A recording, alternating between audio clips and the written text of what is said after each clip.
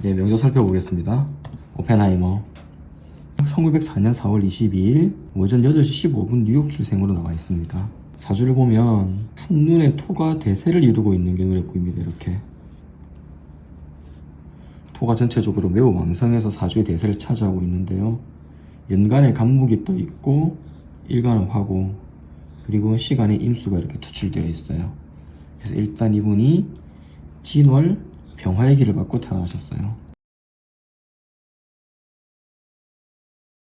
병화 자체는 적천수 시결에도 간단하게 설명되어 있다시피 이 기운 자체가 맹렬합니다. 주변에 뭐가 있든지 상관없이 맹렬한 기운을 띠고 있게 돼서요. 신강하든 신약하든지 간에 병화 자체가 순양의 성격을 가지기 때문에 밖으로 외부로 발산하고 팽창하는 힘은 식간 중에 가장 강하거든요. 그래서 좀처럼 위축되는 법이 없어요. 위축되지 않고 항상 당당합니다. 기운 자체가. 상대가 강하면 강할수록 더 강해지는 그런 특징이 있게 되는 거죠. 그래서 항상 자신만만하다. 자신만만함 자체는 끝이 없는 것 같아요. 제가 주변에 있는 병화분, 이 길을 받으신 분들을 살펴보더라도요. 그 다음은 이제 말할 것도 없이 대세를 이루고 있는 이 토. 화일 때 토는 이제 당연히 식신이나 상관이 되게 되는데요. 음양이 같으면 식신이 되고 음양이 다르면 상관이 되게 되는데 이분은 공교롭게도 전부 다 양의 토들이 대세를 이루고 있기 때문에 병화 자체가 양이고 양이 양의 토를 바라보고 있으니까 식신이 매우 중중하게 있습니다. 전에도 말씀드렸다시피 중국어에서는 한자에서는 이 같은 글자를 두고 쓰게 되면은 강조의 뜻이 있거든요. 매우 무겁다, 대세를 이루고 있다는 거죠. 이 식신의 의미 자체가 지금 이분처럼 화의 기운으로 받고 태어났을 때는 화는 목으로부터 힘을 받고 화의 기운은 오행의 상승상극에서 토로 향하게 되거든요. 그 화는 자기가 가지고 있는 것을 토를 보게 되면 아낌없이 그대로 쏟아붓게 됩니다. 다 태워서 토를 만들어 놓는 거죠. 그래서 자기가 가지고 있는 재능, 그것이 뭐 수학이든 음악이든 뭐 미술이든 노래든 상관없이 재능이 출중하게 되는 거죠. 이 정도로 무겁게 대세를 이루고 있을 정도면 사실상 천재적인 존재라고 봐야 되거든요. 제가 예전에 백광현군 사주 설명할 때도 말씀드렸습니다만은 총명하다거나 공부를 잘한다거나 머리가 좋다거나 이런 조합들은 사주에서 여러 가지가 있게 되는데 그 중에서 가장 자연스러운 천재성은 이 식상이 아닌가 싶은 거죠. 식상이. 왜? 오행의 상생관계에서 가지고 있는 걸 그대로 이전하기 때문에. 그래서 가장 자연스러운 천재성을 나타내게 되고 그 자기가 가지고 있는 뜻을 그대로 풀어내기 때문에 표현력과 자기 주장이 강해집니다. 또한 예술적이고 무엇보다도 정이 많아요. 호기심이 매우 발달하기 때문에 좋게 말하면 관심이 많은 거지만 꼭 그런 것은 아니나 대체로 이렇게 식신이 사주의 대세를 이루고 있는 분들 같은 경우에는 애정 문제를 조심할 필요가 있다.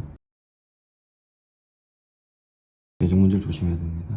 그래서 흔히 연예인이라든가 예술가들 중에 보면은 이렇게 식신이 중중한 경우가 많거든요. 물론 상관성이 뛰어난 분들도 상당히 많죠. 자기가 가지고 있는 감정을 그대로 표출하기 때문에 남들이 자기를 어떻게 보든지 간에 자기의 생각을 표현하고 자기의 그런 감정이 있으면은 아낌없이 그대로 발산하는 경우가 있어서 종종 애정 문제로 영향을 미치게 됩니다. 그리고 좀 반복된 얘기입니다만은 머리가 좋고 자기 주장이 강하다 보니까 대체로 이렇게 식신이 많은 분들이 조직 문제 좀 약해요.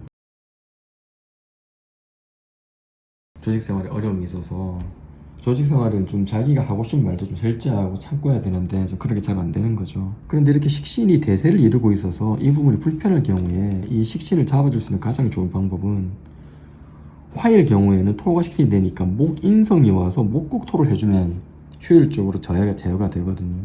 그래서 지금 오펜하이머처럼 이렇게 목인성이 자리 잡아가지고 그것이 또 목의 여긴 진토에서 힘을 받고 있잖아요. 그래서 목에 힘이 있을 경우에는 이 인성을 활용해서 식신을 제어해야 되는 거죠. 그래서 이분의 격국은 굳이 따진다면 식중용인격이 되겠죠. 식중용격이 되니까 용신은 말할 것도 없이 목이 용신이 됩니다. 화가 희신이 되는 거죠. 목이 용신이 되니까 목을 파괴하는 금을 만나면 어려워지는 거고요. 화가 희신이 되니까 화하고 대유척되는 수를 만나면 어려워지게 되는 거죠. 금순이나 수금운이 오게 되면 어려워지게 되는 그런 특징이 있게 되거든요. 그리고 또 한 가지 이 사주에서 주목할 부분은 이분이 임진시에 태어났거든요.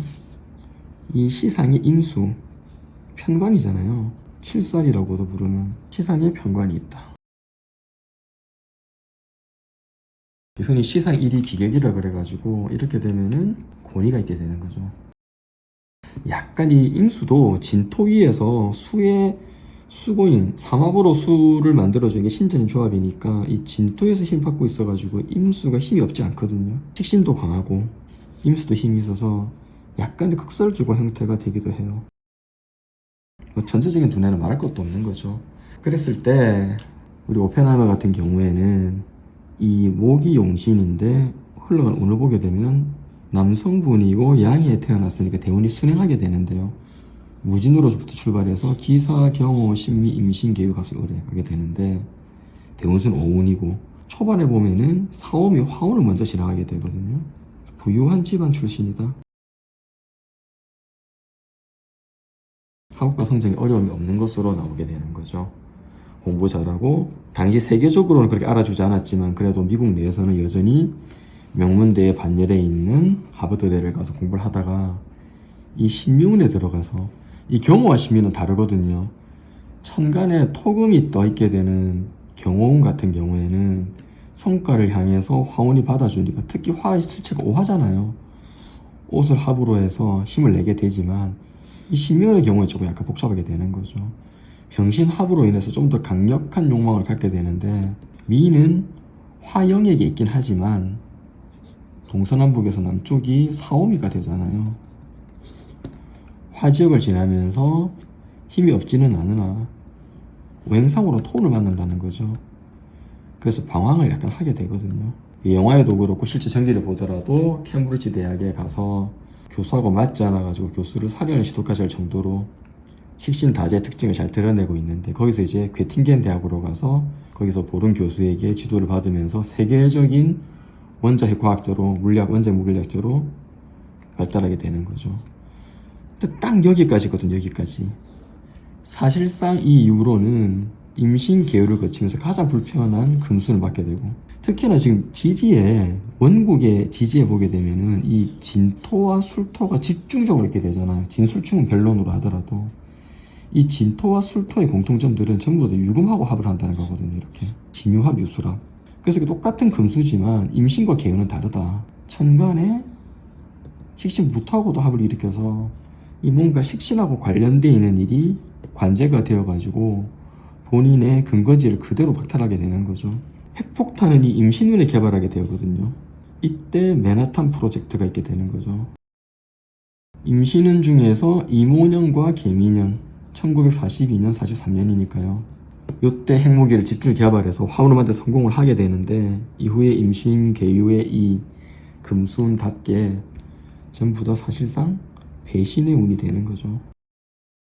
이 사람 사주에 있어가 운세에 있어서 가장 큰 특징은 모군을 만나지 못한다는 겁니다. 목이 용신인데 모군을 만나지 못하는 거죠. 그래서 이후로는 아시다시피 갑술운에 들어가가지고는 천간에 간목을 만나서 어느 정도 명예 회복을 하고 을해운을 앞두고서는 너무 사랑했던 담배를 많이 태운 나머지 이제 인후암인가 후두암으로 돌아가시게 되는데요. 이 계유운 중에 50년대 들어가가지고 청문회에서 많은 곤혹을 치르게 됩니다. 오늘 오펜하이머의 사주 해봤는데요. 병화가 식신이 중중하면 어떤 일이 일어나게 되는지 그리고 용신이 목인데 운에서 용신을 만나지 못했을 경우에 성과는 나지만 자기 것을 가져가기 어렵다. 이런 특징들을 말씀드릴 수 있겠습니다.